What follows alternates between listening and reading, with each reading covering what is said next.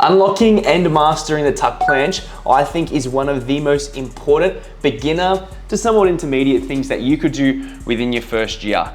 And not only are we obviously building that strength needed for harder planche variations, no shit, but we're also building up foundational push strength that'll help us even with handstand push-ups and press the stands and all of those calisthenic skills that are intermediate to advanced that require some level of push strength. So we're going to talk about the right engagement and the right technique to do that planche.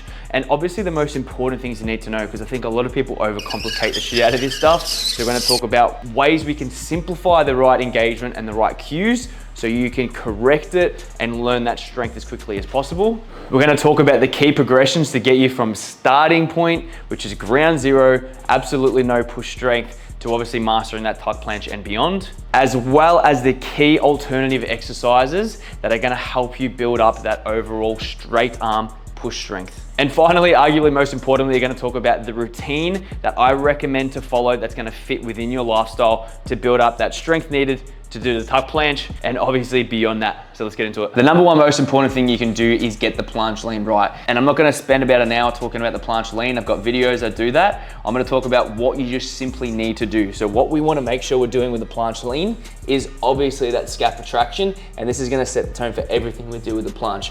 Firstly, instead of doing that planche lean, I want you to stand up. And in terms of the engagement and cueing, this is all you need to know for any planche variation.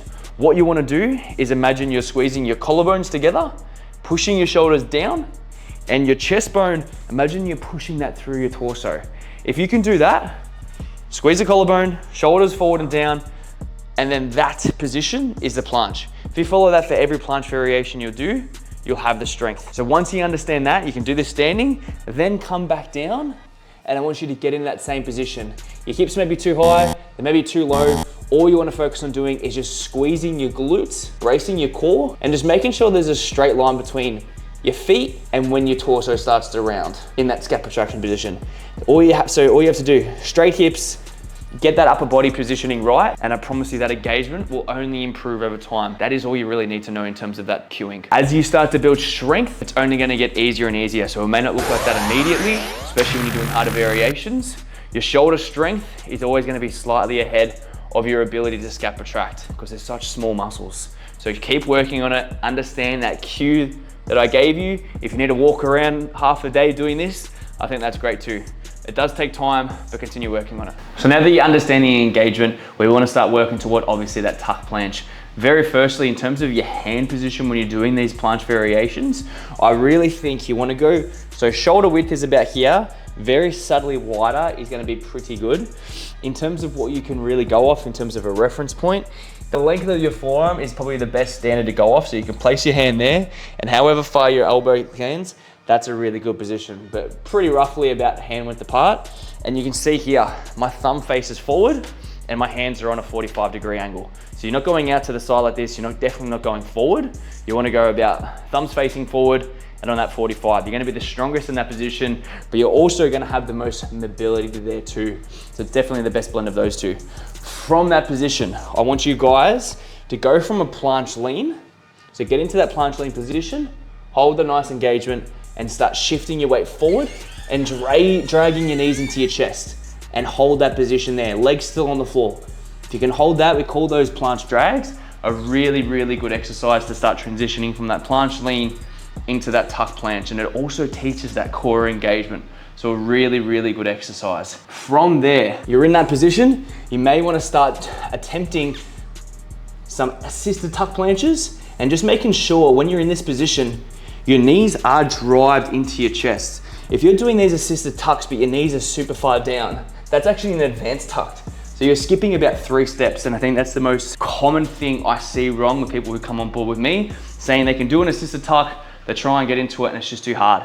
It's because they're skipping about 10 steps. So making sure you understand how to really drive your knees into your chest as much as you can, and then you can start lifting that leg off and start doing those assisted tuck progressions. So we have obviously a planche lean, then we have the planche drags, we have a single leg assisted tuck, and then from there, if you have that position down pat, I want you guys to now start attempting some just light taps. So you're keeping your leg, one leg on the floor, and you're just lightly tapping it.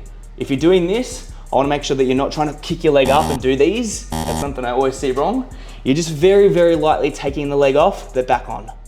And once you're at that position, you may eventually be able to hold a tuck planche for a few seconds. I want to really emphasize that there is a big difference between getting a tuck planche and being able to lift your legs off with okay form and a really nice, clean tuck planche with full scapula traction, hips in line with shoulders.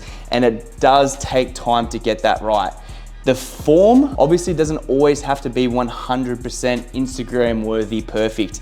And if you're still able to get a tuck planche and hold your legs off briefly for a second, and your hips might be super high and go down, I think that is still an excellent way to continue building strength. What I do not ever want to see from you is bent elbows and a completely dead planche. You have to make sure that with any planche variation that you do, or in terms of the hold, your elbows have to be completely locked out. If there's any bend in the elbows, you're building up a different movement pattern. Have to make sure you're fully extended at the elbows, and you want to be at least actively trying to protract.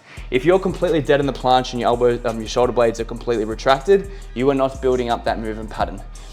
They may not be always 100% fully protracted, looking absolutely perfect. If they're slightly retracted, it is simply just a strength thing.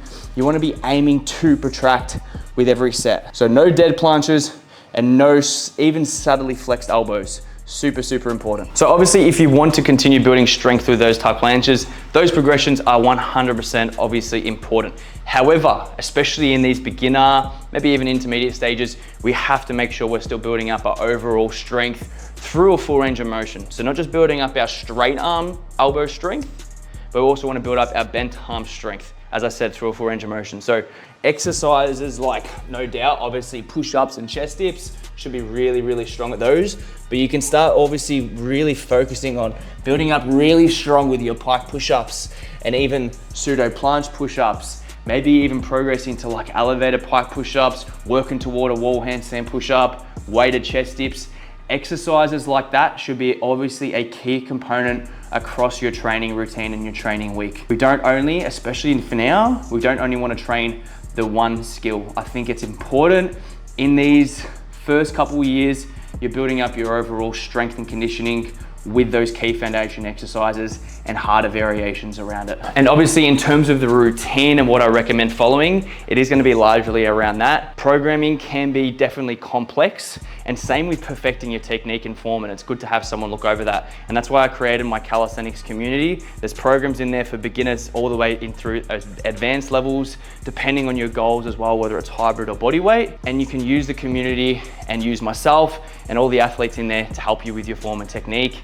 And you can just get amongst it overall. So slash the link below, highly recommend doing. However, in terms of the planche routine that I do recommend following, and what you should take away from this video is that you need to be training for strength and you need to make sure that you have enough frequency across the week. So building this, I definitely recommend you'd want to be training at 2 and even working up to 3, maybe even 4 times a week, training that straight arm strength. So working through those progressions in terms of obviously the different tuck planche variations and those planche leans. And when you're training them, you're resting enough between each set, you're working in those lower rep ranges. So you're not doing 20-second holds, 30-second holds. That's just not enough to build strength. I think a really good variation is somewhere between that 4 to 7-second hold range, maybe even 4 to 10-second holds. So making sure that you're building strength and stimulating those muscles in those lower hold ranges, which is super important.